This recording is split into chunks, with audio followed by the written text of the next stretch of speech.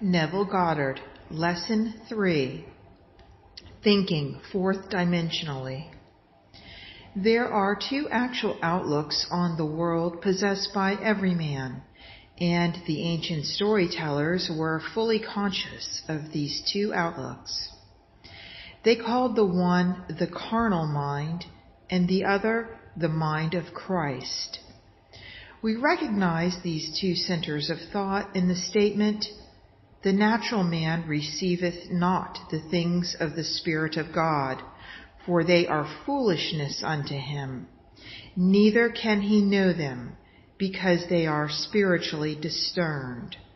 1 Corinthians 2:14. To the natural mind, reality is confined to the instant called now. This very moment seems to contain the whole of reality. Everything else is unreal. To the natural mind, the past and the future are purely imaginary. In other words, my past, when I use the natural mind, is only a memory image of things that were. And to the limited focus of the carnal or natural mind, the future does not exist.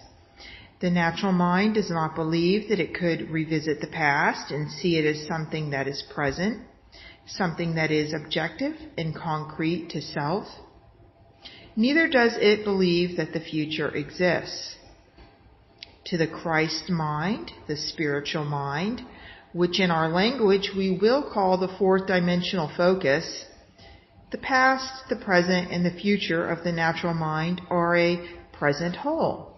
It takes in the entire array of sensory impressions that man has encountered, is encountering, and will encounter. The only reason you and I are functioning as we are today and are not aware of the greater outlook is simply because we are creatures of habit, and habit renders us totally blind to what otherwise we should see. But habit is not law. It acts as though it were the most compelling force in the world, yet it is not law. We can create a new approach to life. If you and I would spend a few minutes every day in withdrawing our attention from the region of sensation and concentrating it on an invisible state and remain faithful to this contemplation, feeling and sensing the reality of an invisible state, we would in time become aware of this greater world, this dimensionally larger world. The state contemplated is now a concrete reality, displaced in time. Tonight, as we turn to our Bible, you be the judge as to where you stand in your present unfoldment. Our first story for tonight is from the 5th chapter of the Gospel of Mark. In this chapter, there are 3 stories told as though they were separate experiences of the dominant characters.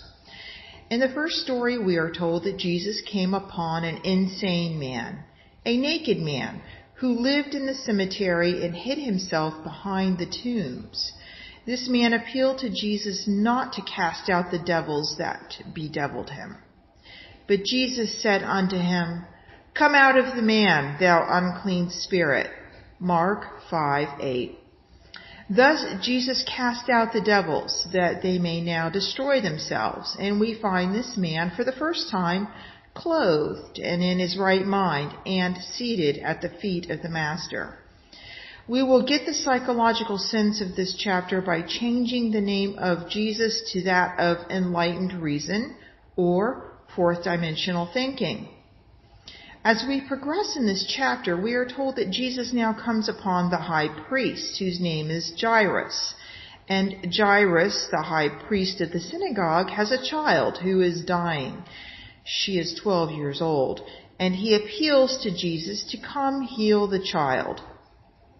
Jesus consents, and as he starts toward the home of the high priest, a woman in the marketplace touched his garment. And Jesus, immediately knowing in himself that virtue had gone out of him, turned him about in the press and said, "Who touched my clothes?"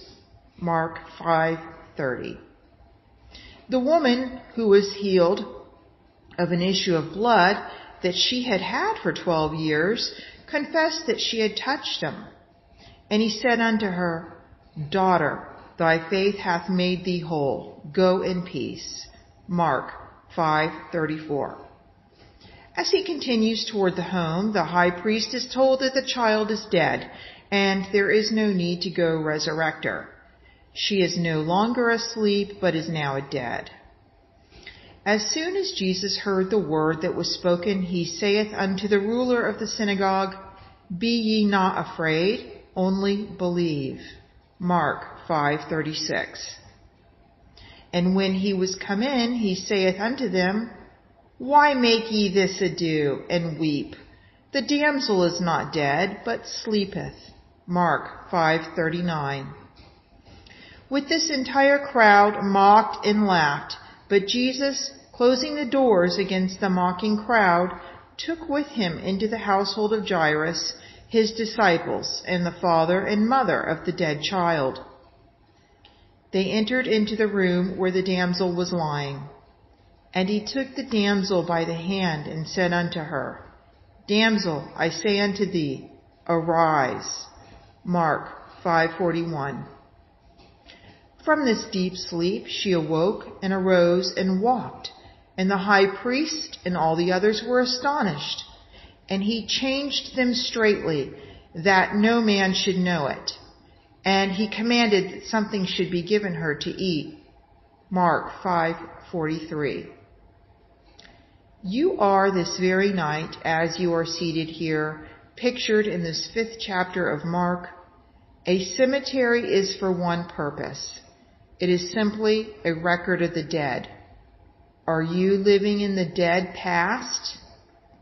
If you are living among the dead, your prejudices, your superstitions, and your false beliefs that you keep alive are the tombstones behind which you hide. If you refuse to let them go, you are just as mad as the madman of the Bible who pleaded with enlightened reason not to cast them out. There is no difference. But enlightened reason is incapable of protecting prejudice and superstition against the inroads of reason. There is not a man in this world who has a prejudice, regardless of the nature of the prejudice, who can hold it up to the light of reason. Tell me, you are against a certain nation, a certain race, a certain ism, a certain anything. I do not care what it is. You cannot expose that belief of yours to the light of reason and have it live. In order that it may be kept alive in your world, you must hide it from reason. You cannot analyze it in the light of reason and have it live. When this 4th dimensional focus comes and shows you a new approach to life and casts out of your own mind all these things that bedeviled you, you are then cleansed and clothed in your right mind. And you sit at the foot of understanding, called the feet of the Master. Now clothed and in your right mind, you can resurrect the dead. What died? The child in the story is not a child. The child is your ambition, your desire, the unfulfilled dreams of your heart. This is the child housed within the mind of man. For as I have stated before, the entire drama of the Bible is a psychological one. The Bible has no reference at all to any person who ever existed or any event that ever occurred upon earth. All the stories of the Bible unfold in the minds of the individual man. In this story, Jesus is the awakened intellect of man. When your mind functions outside of the range of your present senses, when your mind is healed of all the former limitations, then you are no longer the insane man, but you are this presence personified as Jesus, the power that can resurrect the longings of the heart of man. You are now the woman with the issue of blood. What is this issue of blood?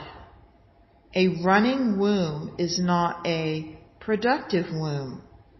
She held it for 12 years. She was incapable of conceiving.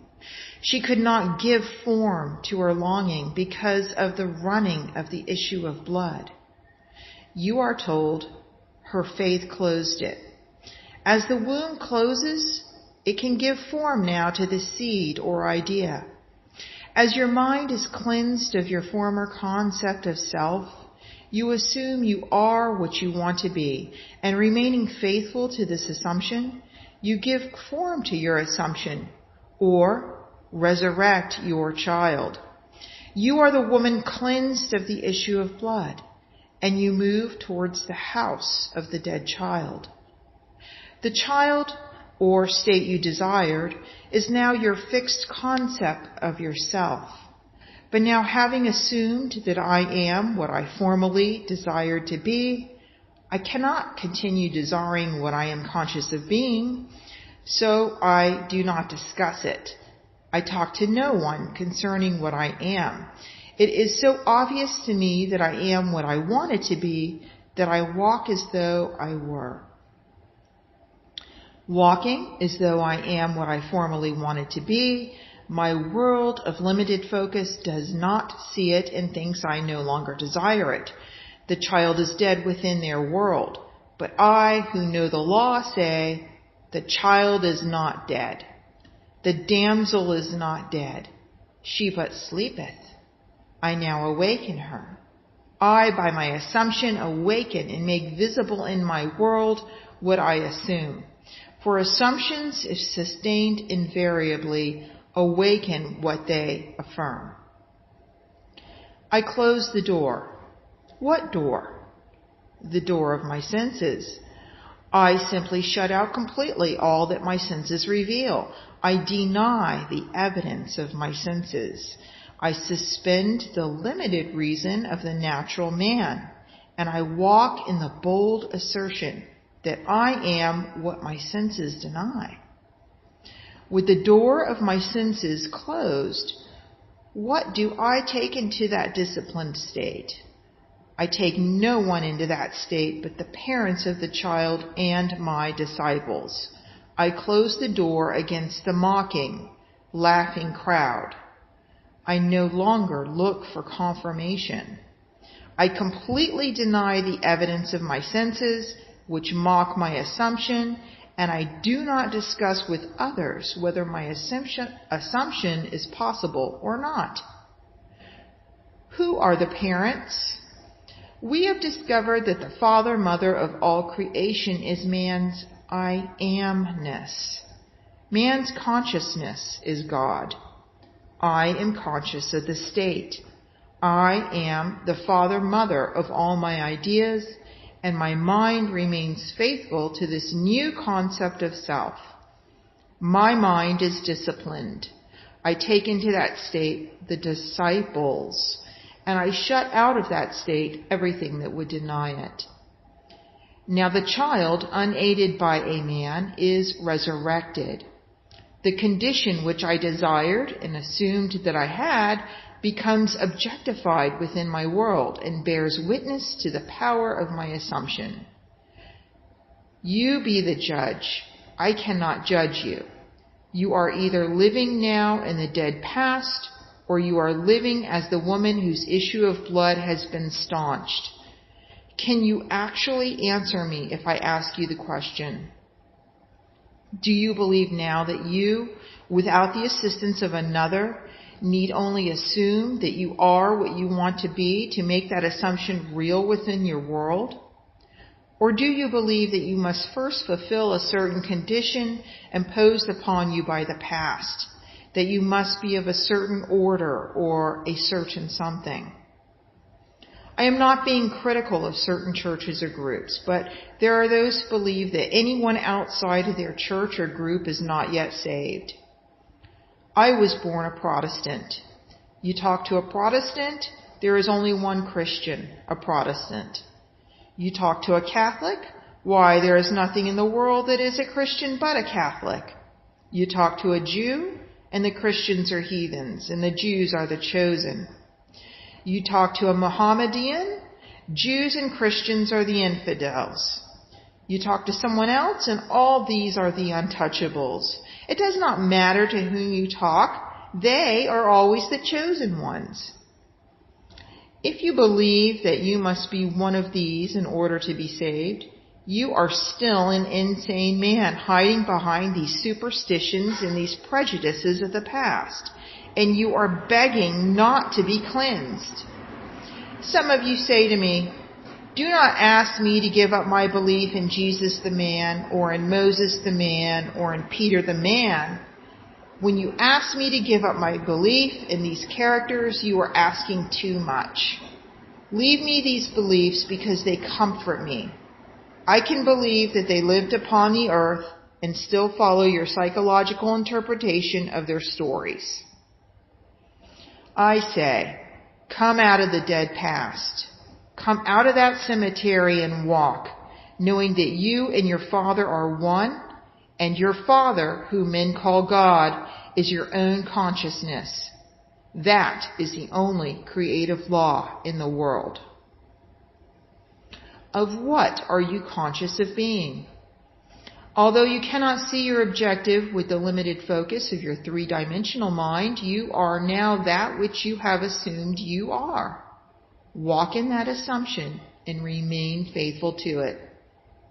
Time in this dimension of your being beats slowly, and you may not, even after you objectify your assumption, remember there was a time when this present reality was but an attitude of mind.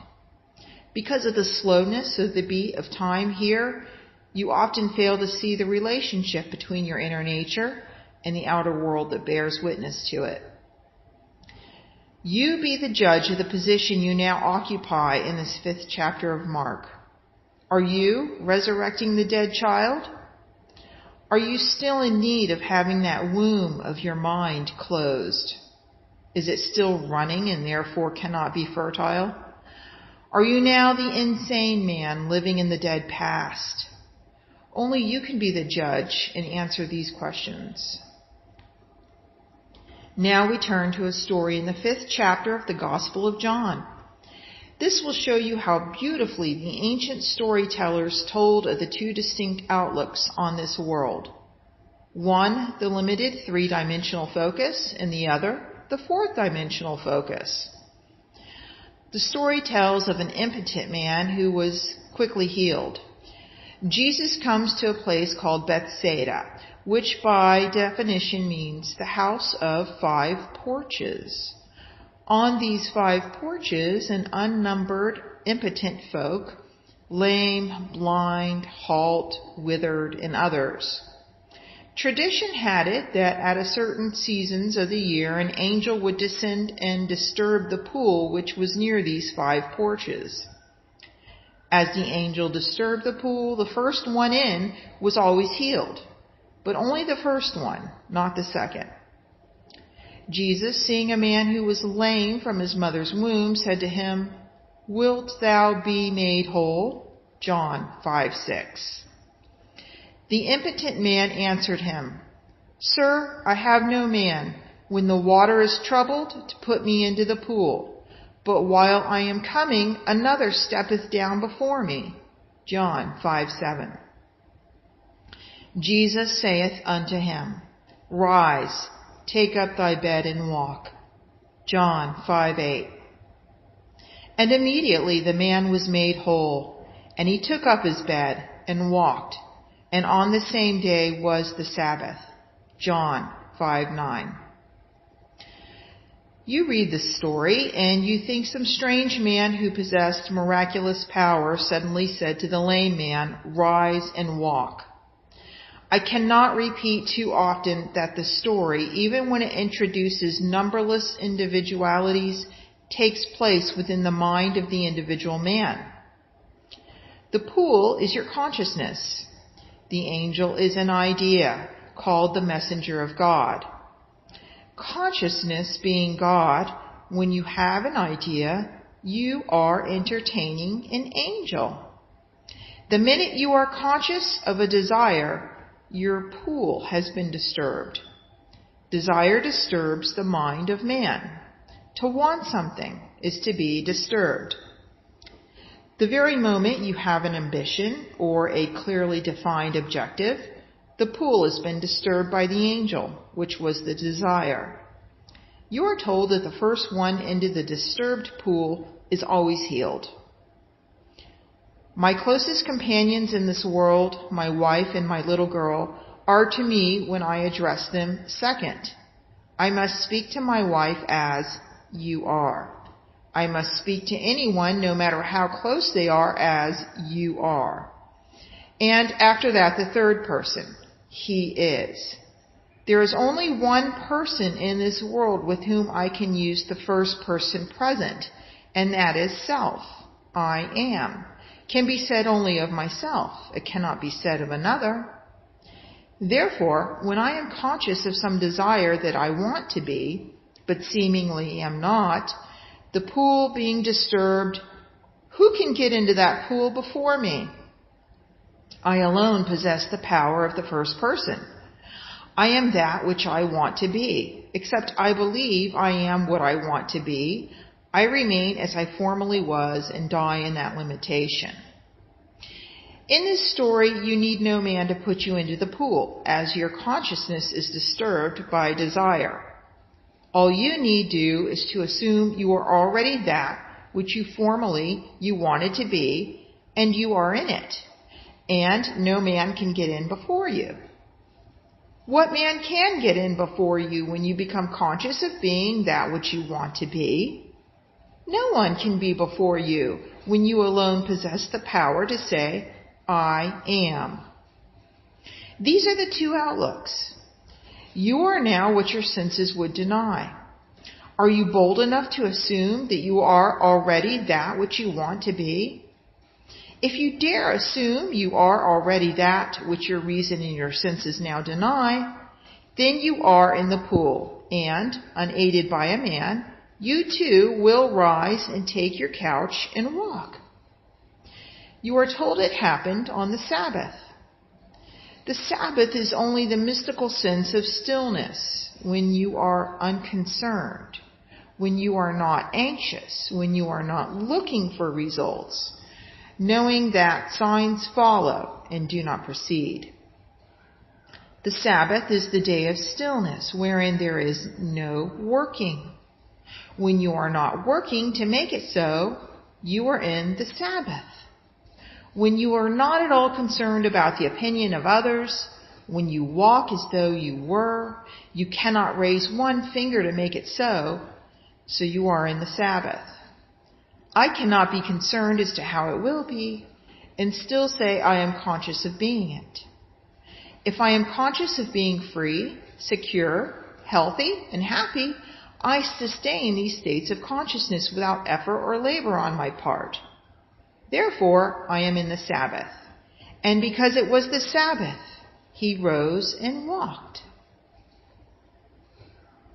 Our next story is from the 4th chapter of the Gospel of John, and it is one you have heard time and time again. Jesus comes to the well, and there is a woman called the woman of Samaria. And he said to her, Give me to drink. John 4:7. Then saith the woman of Samaria unto him, How is it that thou, being a Jew, asketh drink of me, which am a woman of Samaria? For the Jews have no dealings with the Samaritans. John 4:9. Jesus answered and said unto her, If thou knewest the gift of God, and who it is that saith to thee, Give me to drink, thou wouldest have asked of him, and he would have given thee living water. John 4:10. The woman, seeing that he has nothing with which to draw the water, and knowing the well is deep, says, Art thou greater than our father Jacob, which gave us the well, and drank thereof himself, and his children, and his cattle? John 4:12. Jesus answered and said unto her, Whosoever drinketh of this water shall thirst again, but whosoever drinketh of the water that I shall give him shall never thirst. But the water that I shall give him shall be in a well of water springing up into everlasting life. John 4:13 and 14. Then he tells her all concerning herself and asks her to go and call her husband. She answered and said, I have no husband. John 4:17. Jesus said unto her, Thou hast well said, I have no husband. For thou hast had 5 husbands, and he whom thou now hast is not thy husband. John 4:17-18. The woman, knowing this to be true, goes into the marketplace and tells the other, I have met the Messiah. They ask her, How do you know you have met the Messiah? Because he told me all things that I have ever done, she replies. Here is a focus that takes in the entire past at least and tells her now concerning the future. Continuing with the story, the disciples come to Jesus and say, Master, eat. John 4:31. But he saith unto them, I have meat to eat that ye know not of. John 4:32. When they speak of a harvest in 4 months, Jesus replies, Say not ye, there are yet 4 months, and then cometh harvest. Behold, I say unto you, lift up your eyes, and look on the fields, for they are white already to harvest. John 4:35. He sees things that people wait 4 months for, or wait 4 years for. He sees them as now, in a dimensionally larger world, existing now, taking place now. Let us go back to the first part of the story. The woman of Samaria is the 3-dimensional you, and Jesus at the well is the 4th-dimensional you. The argument starts between what you want to be and what reason tells you that you are. The greater you tells you that if you would dare assume you are already what you want to be, you would become it. The lesser you, which is with its limited focus, tells you, why, you haven't a bucket, you haven't a rope, and the well is deep. How could you ever reach the depth of this state without the means to that end? You answer and say, if you only knew who asked of you to drink, you would ask of him. If you only knew what in yourself is urging upon you the embodiment of the state you now seek, you would suspend your little sight and let him do it for you. Then he tells you that you have 5 husbands, and you deny it. But he knows far better than you that your 5 senses impregnate you morning, noon, and night with their limitations. They tell you what children you will bear tonight, tomorrow, and the days to come. For your 5 senses act like 5 husbands who constantly impregnate your consciousness, which is the great womb of God. And morning, noon, and night they suggest to you and dictate to you that which you must accept as true. He tells you the one you would like to have for your husband is not your husband.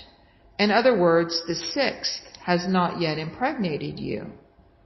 What you would like to be is denied by these 5, and they hold the power. They dictate what you will accept as true.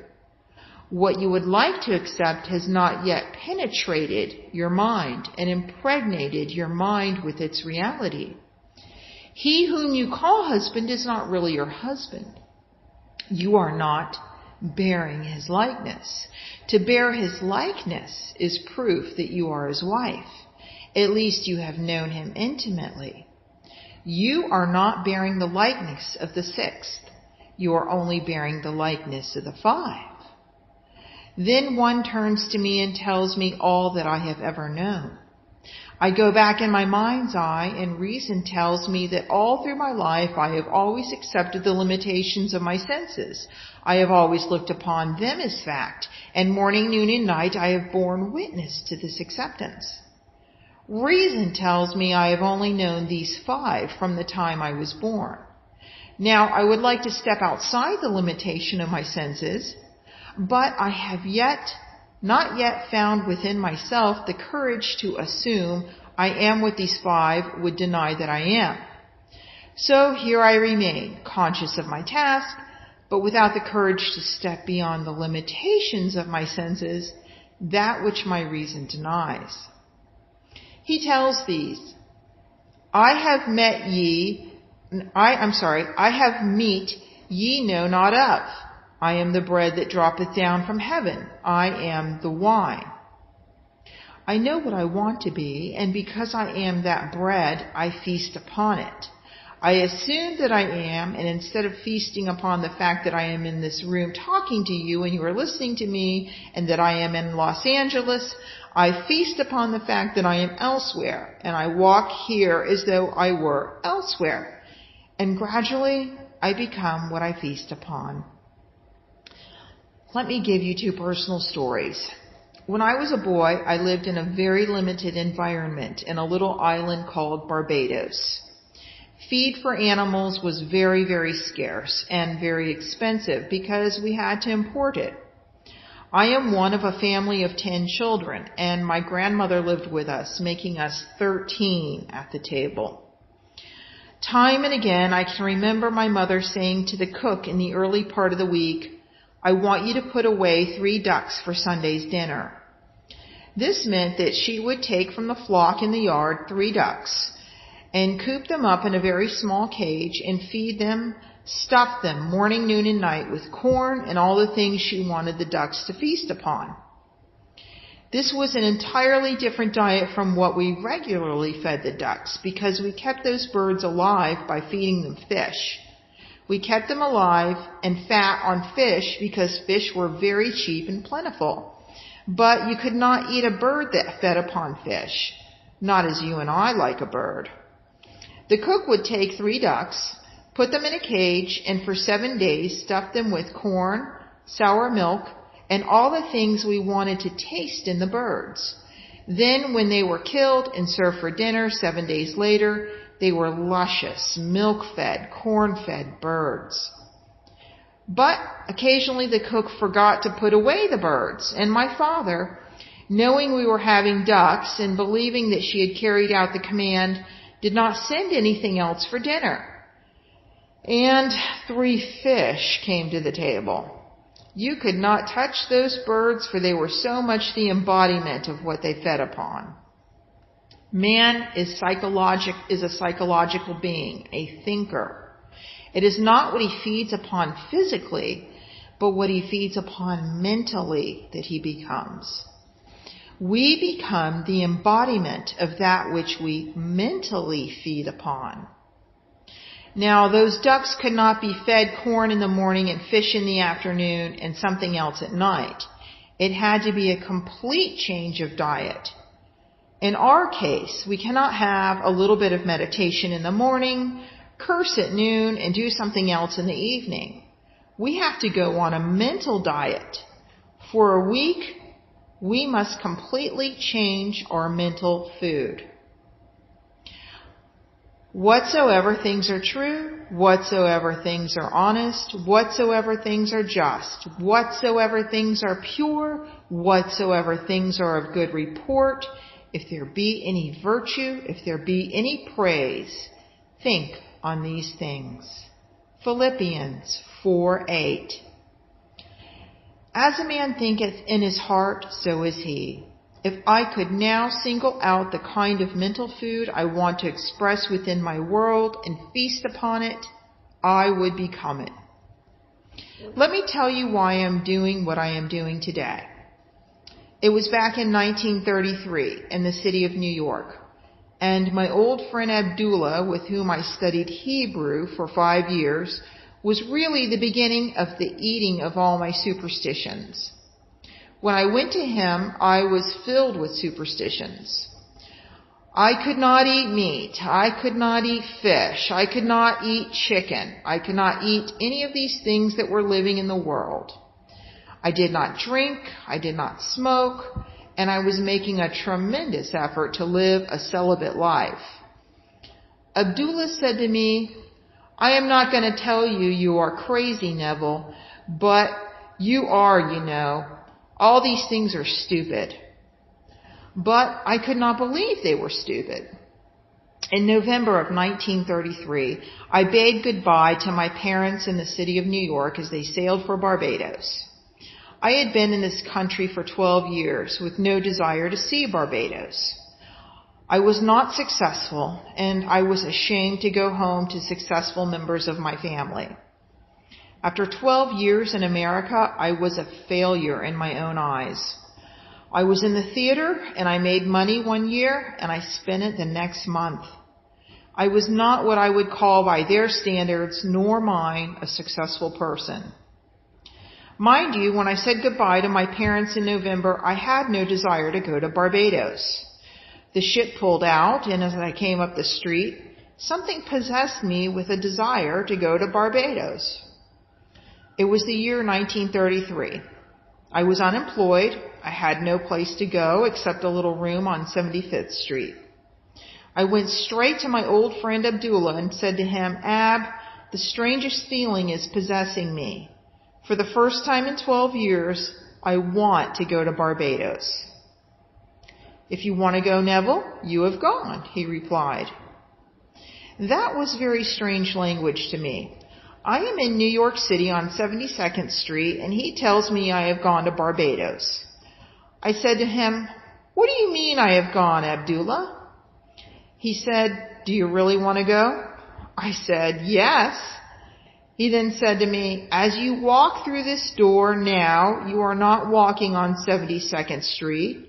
You are walking on palm-lined streets, coconut-lined streets. This is Barbados. Do not ask me how you are going to go. You are in Barbados. You do not say how. When you are there, you are there. Now you walk as though you were there. I went out of his place in a daze. I am in Barbados. I have no money. I have no job. I am not even well clothed. And yet I am in Barbados. He was not the kind of person with whom you would argue. Not Abdullah. 2 weeks later, I was no nearer my goal than on the day I first told him I wanted to go to Barbados. I said to him, Ab, I trust you implicitly, but here is one time I cannot see how it is going to work. I have not one penny towards my journey, I began to explain. You know what he did? He was as black as the ace of spades, my old friend Abdullah, with his turbaned head. As I sat in his living room, he rose from his chair and went towards his study and slammed the door, which was not an invitation to follow him.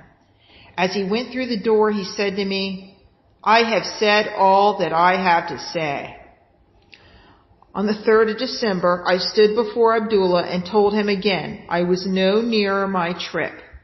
He repeated his statement, You are in Barbados. The very last ship sailing for Barbados that would take me there for the reason I wanted to go, which was to be there for Christmas, sailed at noon on December 6th, the old Nerissa. On the morning of December 4th, having no job, having no place to go, I slept late. When I got up, there was an airmail letter from Barbados under my door. As I opened the letter, a little piece of paper flickered to the floor. I picked it up, and it was a draft for $50. The letter was from my brother Victor, and it read, I am not asking you to come. Neville, this is a command. We have never had a Christmas when all the members of our family were present at the same time. This Christmas it could be done if you would come. My oldest brother Cecil left home before the youngest was born, and then we started to move away from the home at different times, so never in the history of our family were we ever all together at the same time. The letter continued, You are not working. I know there is no reason why you cannot come, so you must be here before Christmas. The enclosed $50 is to buy a few shirts and a pair of shoes you may need for the trip. You will not need tips. Use the bar if you are drinking. I will meet the ship and pay all your tips and your incurred expenses. I have cabled Furnace Wythe & Company in New York City and told them to issue you a ticket when you appear at their office. The $50 is simply to buy some little essentials. You may sign as you want aboard the ship. I will meet it and take care of all the obligations. I went down to Furnace Wythe & Company with my letter and let them read it. They said, We received the cable, Mr. Goddard, but unfortunately we have not any space left on the December 6th sailing. The only thing available is third class between New York and St. Thomas. When we get to St. Thomas, we have a few passengers who are getting off. You may then ride first class from St. Thomas to Barbados, but between New York and St. Thomas, you must go third class. Although you may have the privileges of the first class dining room and walk the decks of the first class. I said, I will take it. I went back to my friend Abdullah on the afternoon of December 4th and said, it worked like a dream. I told him what I had done, thinking he would be happy. Do you know what he said to me? He said, who told you you are going third class? Did I see you in Barbados, the man you are going third class? You are in Barbados and you went there first class. I did not have one moment to see him again before I sailed on the noon of December 6th. When I reached the dock with my passport and my papers to get aboard that ship, the agent said to me, we have good news for you, Mr. Goddard. There has been a cancellation and you are going first class. Abdullah taught me the importance of remaining faithful to an idea and not compromising. I wavered, but he remained faithful to the assumption that I was in Barbados and I had traveled first class. Now back to the significance of our two Bible stories. The well is deep and you have no bucket, you have no rope. It is 4 months to the harvest and Jesus says, I have meat to eat ye know not of, I am the bread of heaven. Feast on the idea. Become identified with the idea as though you were already that embodied state. Walk in the assumption that you are what you want to be. If you feast on that and remain faithful to that mental diet, you will crystallize it. You will become it in this world. When I came back to New York in 1934, after 3 heavenly months in Barbados, I drank, I smoked, and I did everything I had not done in years. I remembered what Abdullah had said to me. After you have proven this law, you will become normal, Neville. You will come out of that graveyard. You will come out of that dead past where you think you are being holy. For all you are really doing, you are being so good, Neville, you are good for nothing. I came back walking this earth a completely transformed person. From that day, which I was in February 1934, I began to live more and more. I cannot honestly tell you I have always succeeded. My many mistakes in this world, my many failures would convict me if I told you that I have so completely mastered the movements of my attention that I can at all times remain faithful to the idea I want to embody. But I can say with the ancient teacher, although I seem to have failed in the past, I move on and strive day after day to become that which I want to embody in this world. Suspend judgment. Refuse to accept what reason and the senses now dictate. And if you remain faithful to the new diet, you will become the embodiment of the ideal to which you remain faithful.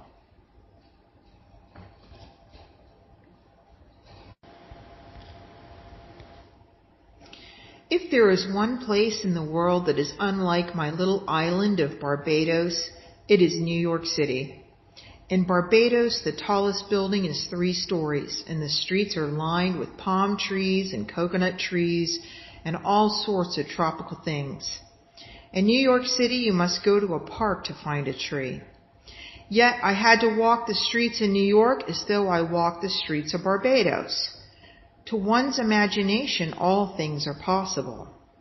I walked feeling that I was actually walking the streets of Barbados, and in that assumption, I could almost smell the odor of the coconut-lined lanes. I began to create within my mind's eye the atmosphere I would physically encounter were I in Barbados. As I remained faithful to this assumption, somebody canceled passage, and I received it. My brother in Barbados, who never thought of my coming home, has the commanding urge to write me a strange letter. He had never dictated to me, but this time he dictated, and thought that he originated the idea of my visit. I went home and had 3 heavenly months, returned first class, and brought back quite a sum of cash in my pocket. A gift.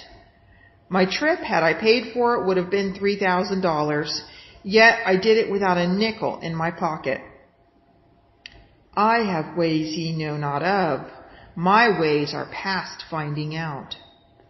The dimensionally greater self took my assumption as the command and influenced the behavior of my brother to write that letter, influenced the behavior of someone to cancel that first-class passage, and did all the things necessary that would tend toward the production of the idea with which I was identified.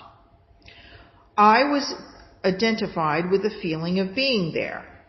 I slept as though I were there, and the entire behavior of man was molded in harmony with my assumption. I did not need to go down to Furnace, Wythe & Company and beg them for a passage, asking them to cancel someone who was booked first class. I did not need to write my brother and beg him to send me some money or buy me a passage. He thought he originated the act. Actually, to this day, he believes that he initiated the desire to bring me home.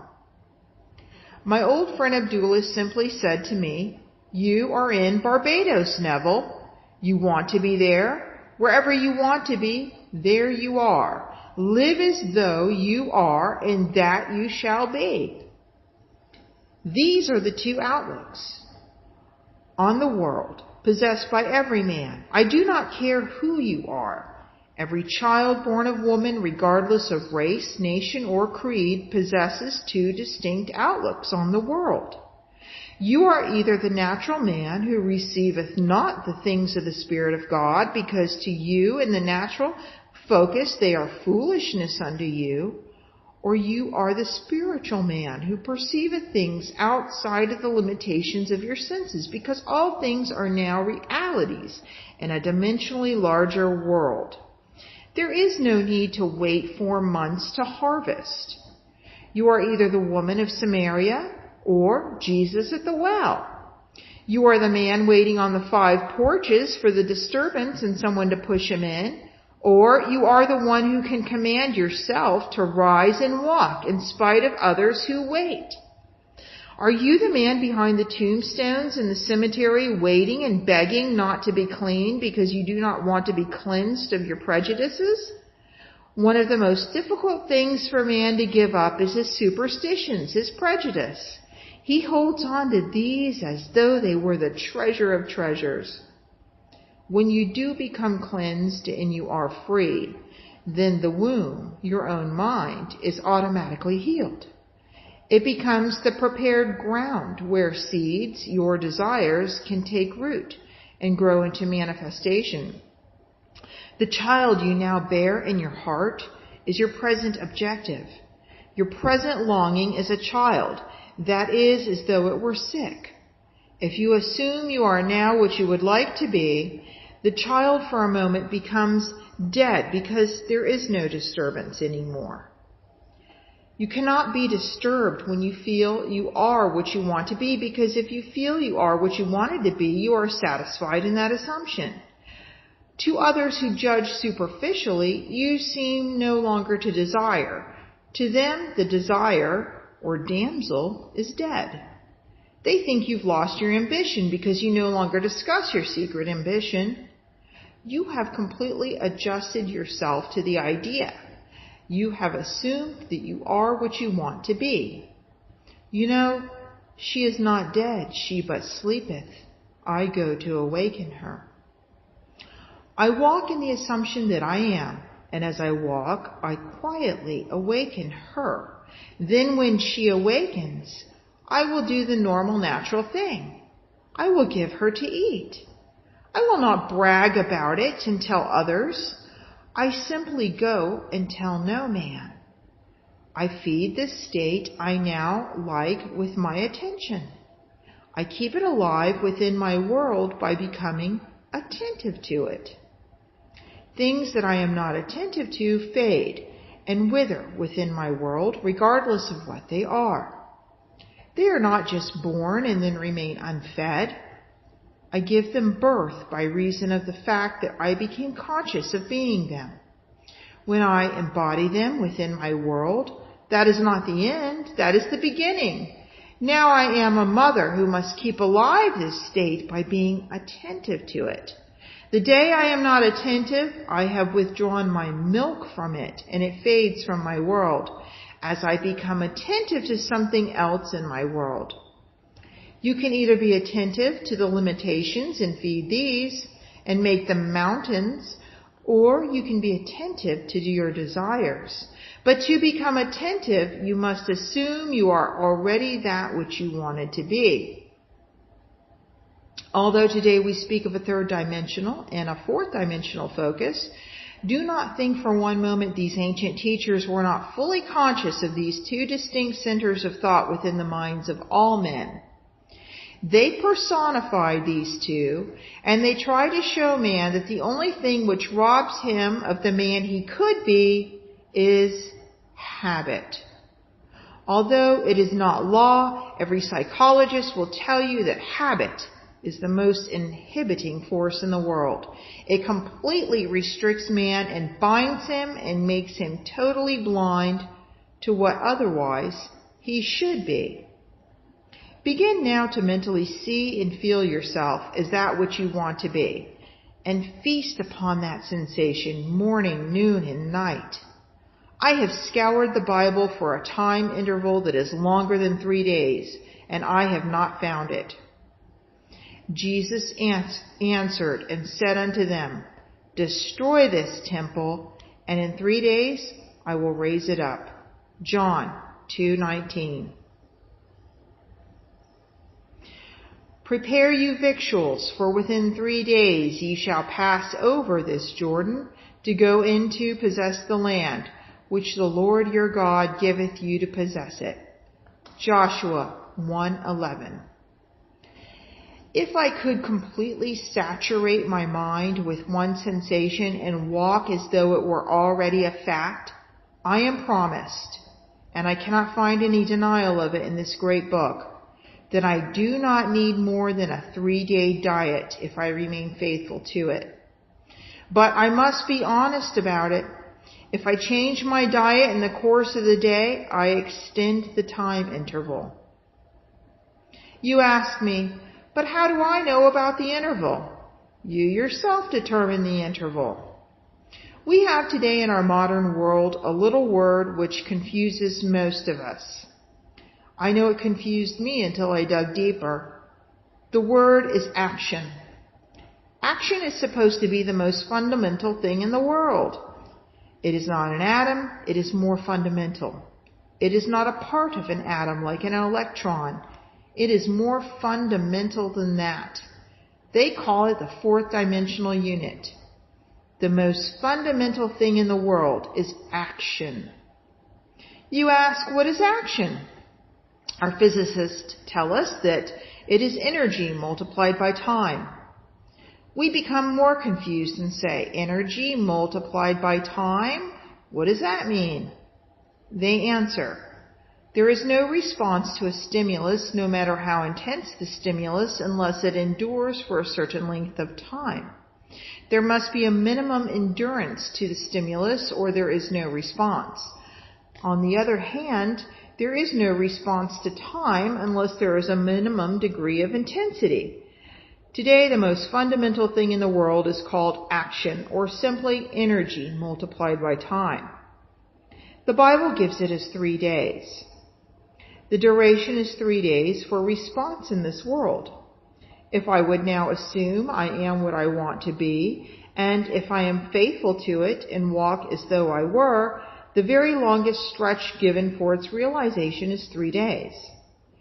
If there is something tonight that you really want in this world, then experience in imagination what you would experience in the flesh were you to realize your goal and deafen your ears and blind your eyes to all that denies the reality of your assumption.